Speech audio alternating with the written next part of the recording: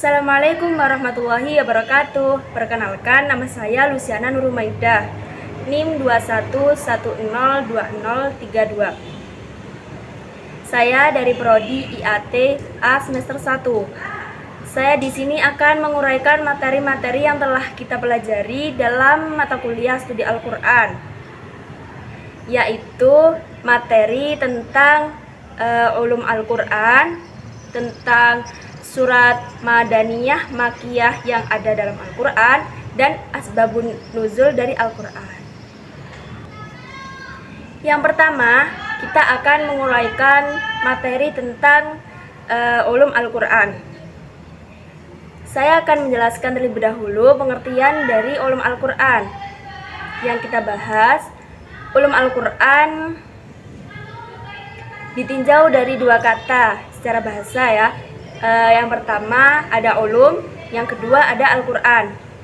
Ulum secara bahasa itu masdarnya berasal dari alima ya'lamu, yang artinya mengetahui. Jadi ulum itu secara bahasa ilmu pengetahuan. Jadi kalau ulum Al-Quran itu artinya ilmu pengetahuan tentang Al-Quran.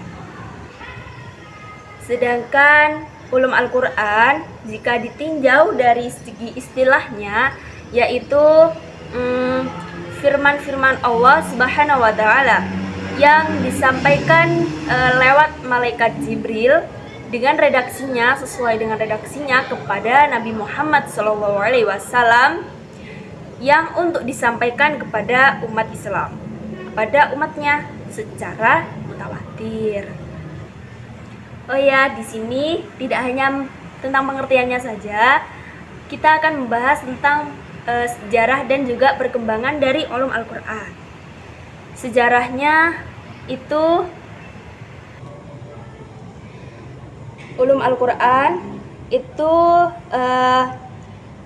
istilah ulum Al-Quran ini tuh dikenal mulai dari awal pertumbuhan agama Islam. Ya, karena namanya juga ilmu tentang Al-Quran. Jadi adanya juga di awal dari perkembangan.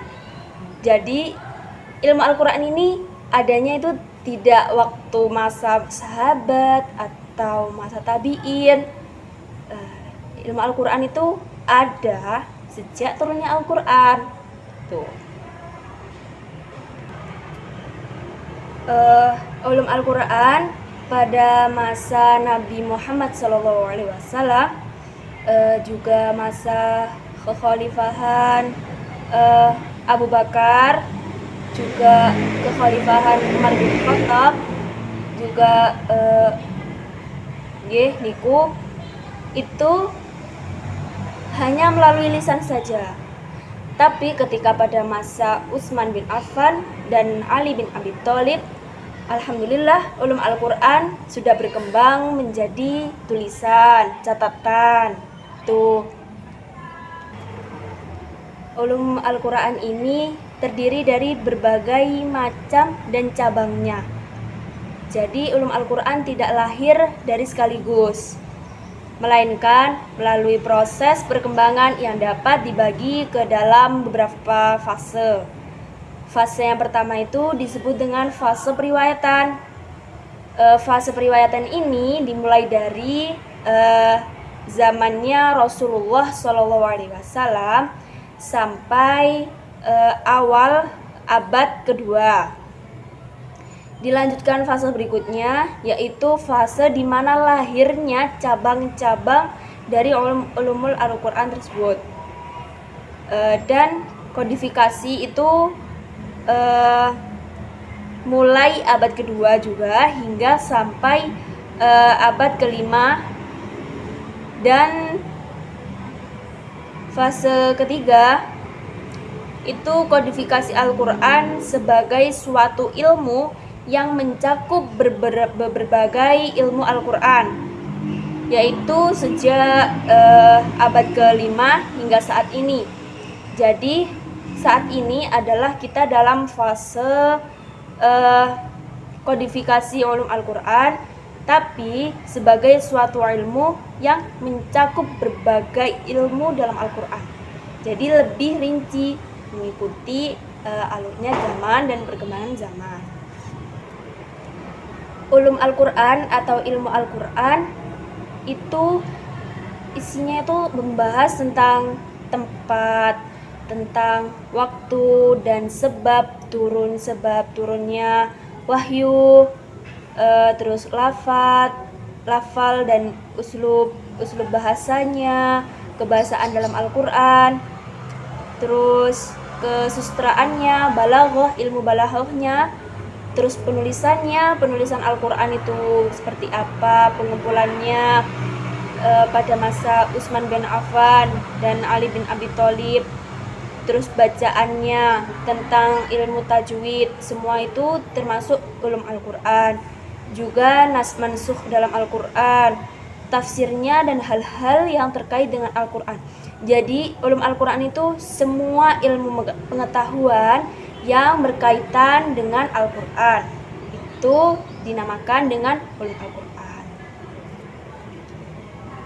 Untuk tokoh-tokoh dalam bidang ulum Al-Quran itu banyak sekali. Hingga saat ini juga ada tokoh di bidang ulum Al-Quran. Di antaranya mereka itu jika yang termasyhur seperti Jalil al-Din al-Suyuti, itu pengarang dari kitab Al-Liqan fi Ulum Al-Quran.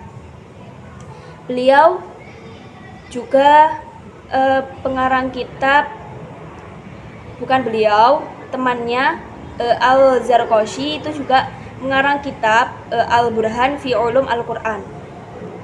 Kedua kitab ini jadi dari pengarang yang berbeda, dan kedua kitab ini masih ada hingga sekarang dan menjadi rujukan bagi kajian-kajian ulum Al-Quran.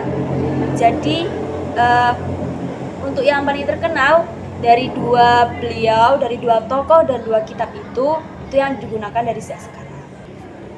Langsung saja pada materi yang berikutnya, yaitu kita akan membahas tentang asbabun nuzul Al-Quran. Dari pengertiannya sendiri, asbabun nuzul itu adalah sesuatu yang menyampaikan kepada sesuatu yang lain. Jadi sebab asbab ya. Tapi untuk asbabun nuzul Al-Quran secara pengertian adalah sesuatu yang menyebabkan satu ayat atau beberapa ayat diturunkan. Sebab diturunkannya untuk membicarakan sebab atau menjelaskan hukum sebab tersebut pada masa terjadinya sebab itu. Jadi asbabun nuzul ini itu membahas tentang sebab turunnya Al-Quran. Jadi sebabnya apa, pada waktu apa, latar belakangnya gimana, itu yang dibahas dalam asbabun nuzul Al-Quran. Asbabun nuzul Al-Quran itu ada yang pro, ada yang kontra. Maksudnya itu jika penyebabnya begini, ada yang setuju, ada yang tidak. Tapi adanya asbabun nuzul itu tidak menyulitkan bagi mufasir para petafsir Al-Quran, ataupun kita seorang pemeluk agama Islam, tidak menyulitkan. Tapi lebih tepatnya membantu juga, karena tak terpisahkan dari ilmu-ilmu Al-Quran secara keseluruhan, dan keberadaannya sama sekali tidak merugikan, dan justru semakin memperkaya dalam penafsiran, sangat membantu. Jadi asbabun nuzul ini ilmu yang dibutuhkan ketika kita menafsirkan Al-Quran. Kita juga memerlukannya. Selanjutnya kita akan membahas tentang surat Makkiyah dan Madaniyah dalam Al-Quran. Makkiyah dan Madaniyah sendiri, para ulama itu menguraikan dari 3 sisi ya. Yang pertama itu dari segi itu waktu turunnya Al-Quran. Jadi Makkiyah dan Madaniyah jika ditinjau dari waktu turunnya Al-Quran, Makkiyah itu surah-surah surat-surat yang diturunkan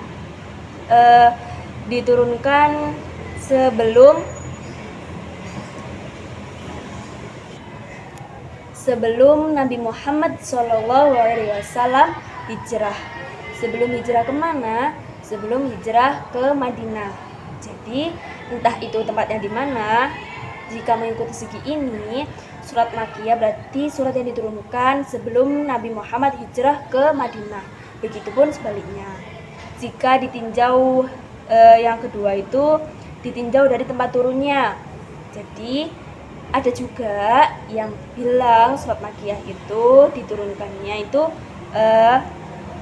di Makkah dan Madaniyah itu diturunkannya di Madinah. Tuh, ada juga yang dikelompokkan pada segi yang ketiga itu dari sasaran kitabnya. Jadi penjelasan dari Al-Quran, surat itu ditujukan yang pertama kalau Makkiyah berarti ditujukan kepada penduduk Makkah. Tapi jika surat Madaniyah berarti surat itu ditujukan kepada penduduk Madinah. Jadi ada para ulama membedakannya dalam tiga tersebut. Semuanya tidak salah. Jadi bisa dikelompokkan tiga itu ya. Dan juga surat Makkiyah itu lebih menekankan kepada ajaran-ajaran yang bahas tentang tauhid, pengenalan kepada agama Islam, kayak bagaimana beriman, kita harus beriman kepada Allah SWT. Jadi masih membahas hal-hal yang tauhid. Tapi jika surat Madaniyah itu surat yang pembahasannya lebih ke tentang masalah hukum-hukum, jadi kayak hukum urusan ibadah, urusan muamalah, hukum pidana, fikih, semuanya yang tentang hukum itu di bagian surat Madaniyah gitu. Itu tadi pengertian dari surat Madaniyah dan Makkiyah. Sekian yang bisa saya sampaikan dalam video ini. Semoga bermanfaat bagi saya juga yang mendengar. Semoga jika ada salah diampuni Allah SWT. Saya mohon maaf sebesar-besarnya bila ada salah kekurangan. Saya akhiri. Wassalamualaikum warahmatullahi wabarakatuh.